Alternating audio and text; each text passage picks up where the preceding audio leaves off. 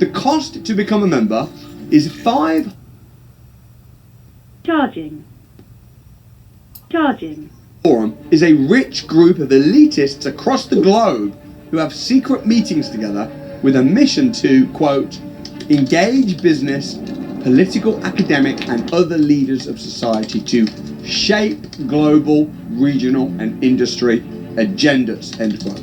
The World Economic Forum was founded in 1971 by Professor Klaus Schwab, and its members include Bill Gates, Mark Zuckerberg, the President of China, Larry Fink, CEO of BlackRock, and around 1,000 other members who are mostly billionaires. It really begs the question, what on earth is their agenda? Much of what is said in their meetings is behind closed doors, but the only real way to know is to become a member. And that's the reason I decided to apply for membership. The cost to become a member is £500,000 per year. My plan was to listen, Charging. and decide from my own findings what is the real agenda from the world's wealthiest people. I'll then be in a position to share with the rest of the world what was really going on in the world and use it to help my mission of preparing people to become rich themselves. So I applied, and the World Economic Forum gave me an application form to complete. The very first question was, what's the size of your organisation? The very bottom of the pecking order, the lowest option to choose from was less than £99 million. I'd never felt so broke. I was at the bottom of the food chain. It goes to show the calibre of companies, considering anything less than 99 million is the lowest of the food chain. I completed the application form in a professional and neutral manner, agreeing to pay the £500,000 enrolment fee. It was interesting that they refused to take my money and did not accept my membership application. I never got an explanation, therefore I can only conclude that not only do you have to be extremely wealthy to be a member, but you also have to be in the clique, sharing their beliefs and following their code. The World Economic Forum released an advert in 2016 outlining their agenda and preparing the everyday person for a shift in expectations, where the world would be in 2030 and beyond. The advert was called 8 Predictions for the World in 2030. The advert made me feel sick to my stomach. I couldn't believe what I was watching. The first prediction was, Charging. and be happy about it. A young, weak-looking man who was smiling but had a sad look in his eyes. This was literally produced and broadcast by the World Economic Forum. Other points included a world where we don't eat meat, we produce organs in labs, we're forced to move house because of climate change, and we will lose our Western values. It was like an expose on the World Economic Forum where they published it themselves. And this led to many members of the public being outraged but unable to do anything about it. Those that spoke up were either branded a conspiracy theorist or were deplatformed and shadow banned on social media. I made a YouTube video about this advert and it gained over 800,000 organic views within a few days, but then suddenly, was shadow banned and lost all traction. Why was it shadow banned? Who shadow banned it? What community guideline did it break? Many celebrities endorse the agenda created by the World Economic Forum. They're either paid to do so or live in fear of being cancelled. Many celebrities are reliant on sponsorships, social media ad revenue, brand deals and paid promotions. I don't care about any of these things because that's not my business model. I'm not an influencer with a business. I'm a businessman with influence. I'd go as far as to say that if Charging. mass are all supporting an idea, many of these celebrities are wonderful people, many of them are my friends, and I know what they truly believe because they talk to me behind closed doors. The message they share publicly is often very contrary to the one that they share privately. I don't even blame them. Who wants their bank closed down or to be shadow banned on social media or Charging. sponsorships? In 2024, there were thousands of people complaining that they had been debanked with no reason given at all. The problem with this is that there's not only a small number of banks to choose from, but they're often owned by the same people. NatWest Bank is part of 7 large other banks, including Coutts Bank.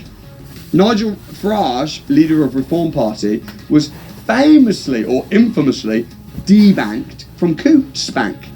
Do you think he could have just gone with NatWest? Of course not, they're owned by the same people. I spoke with Nigel Farage personally over a lunch about this, and he was thinking he might be forced out of the country because every single bank was refusing to open him an account because they just didn't like him. Now, you might think, that's funny because you don't like Nigel Farage.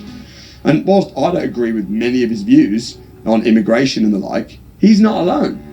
140,000 small businesses were debanked in the UK last year.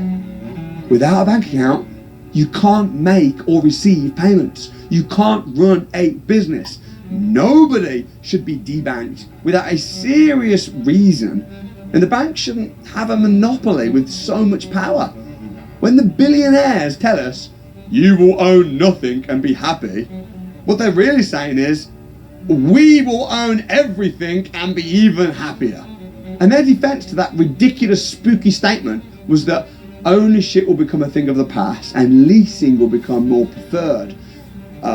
For example, DVDs and CDs and things like that are going to become extinct. We won't need to own DVDs because now we have Netflix and we just lease an account subscription. In the same way, it's becoming harder and harder to get on the property ladder, and renting is becoming the more normal option for today's generation. Own nothing, lease everything, and be happy.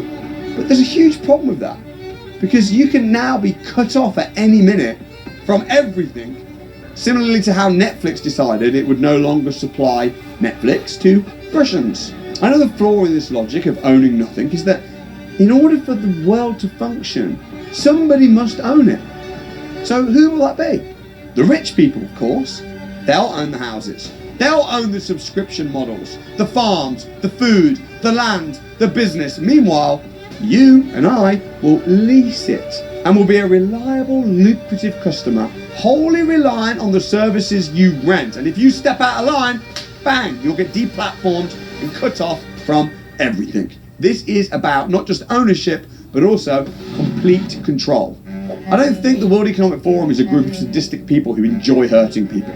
I think it's an elitist group of billionaires who are trying to dominate the world to grow their own empires. And when money becomes no object anymore, complete control and domination becomes the new high. It's very interesting that Bill Gates, member of the World Economic Forum, owns more farmland in America than any other person on the planet. And Bill Gates says, quote, I've invested in these farms to make them more productive and create more jobs. There isn't some grand scheme involved, end quote.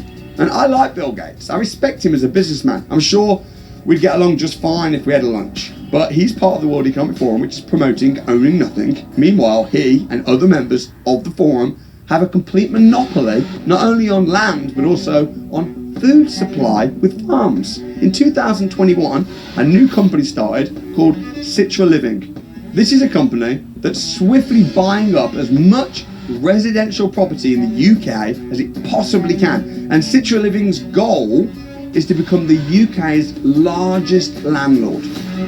Meanwhile, Lloyds Bank refused to loan me money to invest in property because it was far too volatile, remember? But who owns Citra Living? You guessed it, Lloyds Bank. Lloyds Bank's famous slogan is, by your side. They're definitely by our side, I'll give them that. They stand by our side when they tell us to save our money and invest it safely in the bank, and then they use our money to buy properties, becoming the biggest private landlords in Britain, and then rent those properties back to us. Genius!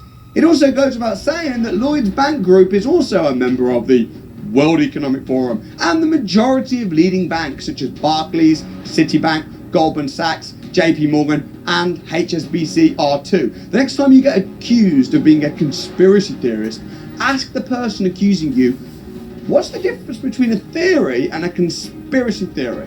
A theory is based on fact.